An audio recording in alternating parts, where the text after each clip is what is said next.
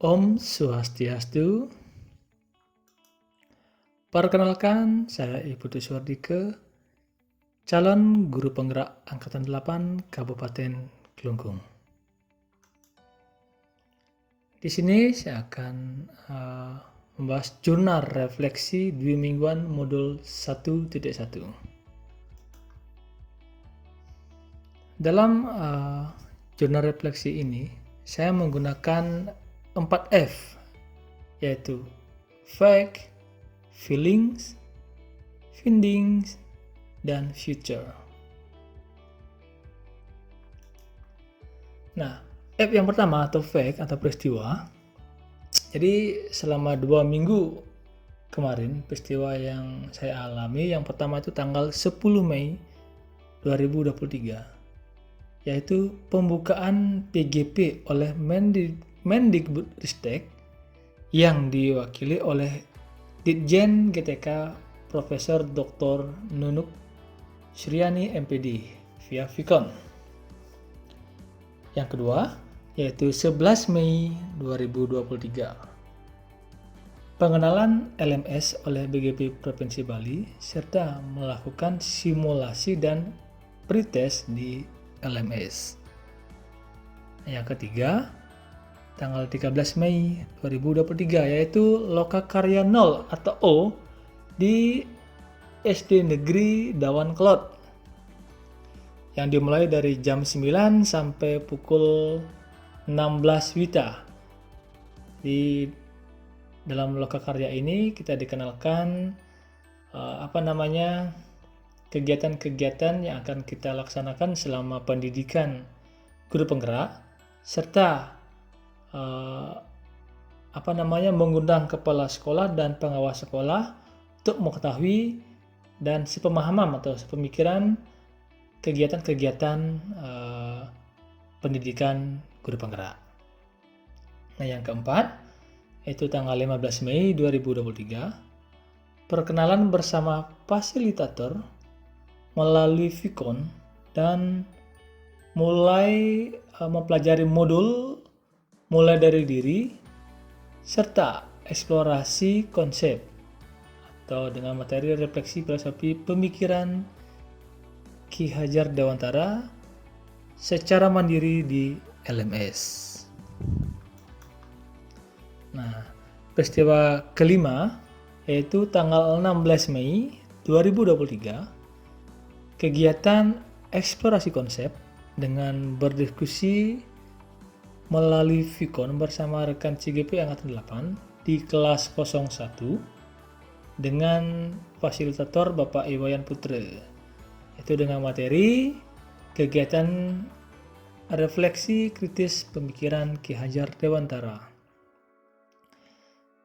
Peristiwa yang keenam yaitu tanggal 17 Mei 2023, ruang kolaborasi atau kegiatan penugasan kelompok dengan menggali sosiokultural yang sesuai dengan pemikiran Ki Hajar Dewantara yang ada di daerah asal. Terus ya peristiwa yang ketujuh tanggal 19 sampai 20 Mei 2023, presentasi penugasan kelompok pada kelas 01 dengan fasilitator Bapak Iwayan Putra dan mengunggah tugas kelompok di LMS. Tanggal 23 sampai 25 Mei itu peristiwa ke-8, melaksanakan kegiatan demonstrasi kontekstual dengan membuat satu karya yang menggambarkan pemikiran Ki Hajar Dewantara. Peristiwa yang ke-9 yaitu pada tanggal 25 Mei 2023, yaitu kegiatan elaborasi pemahaman dengan berdiskusi bersama rekan calon guru penggerak Angkatan 8 se-Bali bersama instruktur dengan materi koneksi antar materi pada modul 1.1. Dan peristiwa yang terakhir ke-10 yaitu tanggal 26 sampai 30 Mei 2023, kegiatan membuat tugas kesimpulan dan refleksi pemikiran Ki Hajar Dewantara, pembuatan aksi nyata pada modul 1.1 dan penilaian instruktur di LMS. Nah, lanjut ke F kedua, yaitu feeling atau perasaan. Jadi jujur, perasaan saya sangat antusias dalam mengikuti kegiatan PGP ini. Namun, ada kekhawatiran apakah saya mampu mengikuti kegiatan ini karena mengingat jadwal yang begitu padat serta tugas-tugas yang begitu banyak menguras waktu dan energi. Jadi, saya memiliki kekhawatiran itu. Namun, astungkare dengan ketekunan, dengan mengingat kembali tujuan-tujuan, jadi saya bisa mengikuti kegiatan dan menyelesaikan tugas dengan tepat waktu. Saya juga merasa beruntung mendapatkan fasilitator yang baik, yaitu Bapak Iwayan Putra.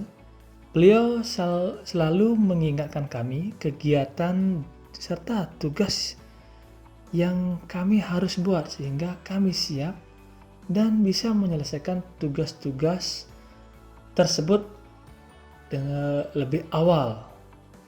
Serta saya juga merasa bangga, bahagia memiliki rekan-rekan calon guru penggerak angkatan 8 di kelas 01 khususnya, karena sudah memiliki pemikiran-pemikiran terbuka, pemikiran-pemikiran yang luar biasa dalam berdiskusi. Nah, itu feeling atau F yang kedua. Sekarang F yang ketiga, finding atau pembelajaran yang saya dapatkan selama 2 minggu. Nah, setelah mempelajari pemikiran Ki Hajar Dewantara, saya mendapatkan banyak ilmu pengetahuan tentang filosofi pendidikan. Dari beliau, saya tahu bahwa pendidikan itu bukan hanya menuntut, melainkan menuntun. Ya, jadi menuntun sesuai dengan kodrat anak. Kemudian saya juga tahu bahwa murid atau anak itu bukan kertas kosong, melainkan tulisan samar-samar.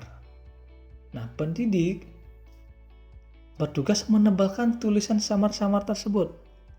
Jadi bukan pendidik itu menggambar semaunya di dalam kertas tersebut, melainkan menebalkan tulisan-tulisan yang ada pada kertas tersebut.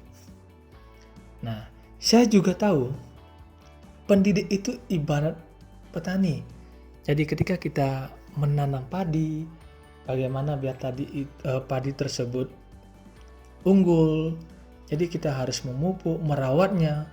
Begitu juga dengan pendidik kepada siswa.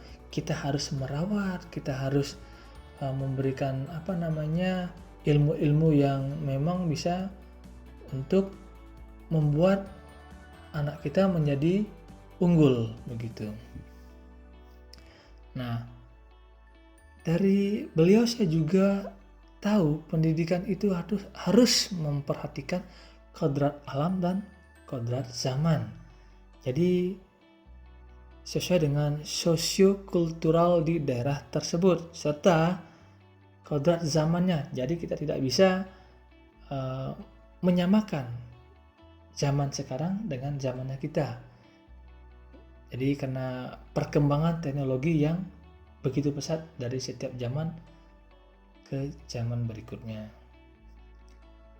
Nah, saya juga mengenal yang namanya guru berhamba atau pendidikan berhamba pada murid. Awalnya saya sempat bingung mengenai kata-kata ini. Namun setelah mempelajari modul ini, saya lebih memahami yang dimaksud dengan berhamba pada murid adalah berpusat pada murid. Kegiatan harus harus berpusat pada murid, bukan pada guru. Guru hanya fasilitator. Nah, dan juga saya mengenal yang namanya konsep trilogi pendidikan, yaitu Ing Ngarso Suntuludu, Ing Madyo Mangunkarso, dan Tut Uri Handayani. Kata ini dari SD, terutama di Tut Uri Handayani saya tahu, sering membaca, cuma tidak tahu maknanya. Nah, setelah mempelajari modul ini, saya mengerti makna secara mendalam dari konsep trilogi pendidikan ini. F yang keempat atau future, penerapan. Setelah mempelajari pemikiran Ki Hajar Dewantara tentang pendidikan, saya sedikit demi sedikit mencoba menerapkan di kelas dan sekolah saya dengan berusaha memahami murid serta sabar dalam menghadapi anak dengan berbagai karakter. Jadi ketika menghadapi anak-anak, ketika mengalami masalah, jadi saya harus lebih memahami anak tersebut, tidak ujuk-ujuk marah. Awalnya sebelum mempelajari ini, saya ketika anak tersebut terlambat, saya selalu marah, menghukum, entah dengan berdiri entah dengan memungut sampah di lingkungan sekolah. Jadi setelah mempelajari modul ini, saya mencoba lebih memahami murid, apa masalahnya, dan tidak ujuk-ujuk menghukum murid.